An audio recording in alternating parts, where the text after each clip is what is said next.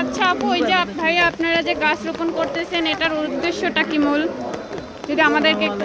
আপনাকে ধন্যবাদ গুরুত্বপূর্ণ প্রশ্ন করার জন্য। আসলে গাছ আমাদের বিভিন্নভাবে আমাদের পরিবেশ সুরক্ষা রক্ষার্থে আমাদের ভূমিকা রাখে। তো ওই যে গাছ থেকে আমরা অক্সিজেন পাই, এরপরে বিভিন্ন প্রকারের মানে আমাদের পরিবেশের সংরক্ষণ করার জন্য, ভালো রাখার জন্য গাছ রোপণ করা আমাদের সবারই প্রয়োজন। কারণ এই জন্য সবাইকে আহ্বান জানাবো, আপনারা গাছ লাগিয়ে পরিবেশ বাঁচান। এবং এই যুব স্টুডেন্ট সোসাইটির আয়োজনে আজকে এই বৃক্ষরোপণের আয়োজন আমরা করতে সক্ষম হয়েছি। আমরা সভাপতির কাছ থেকে কিছু বক্তব্য নিতে যাচ্ছি। আপনারা এই গাছগুলো কিসের জন্য রোপণ করছেন? এই বৃষ্টির ভিতরে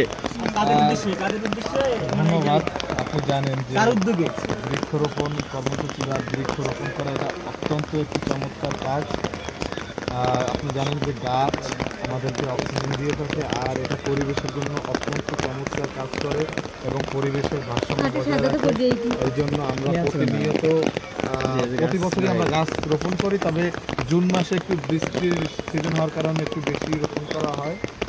তো আমি সবাইকে অনুরোধ করবো এভাবে যেন প্রতিনিয়ত সবাই এভাবে বৃক্ষরোপণ করে, যাতে করে আপনার থাকে।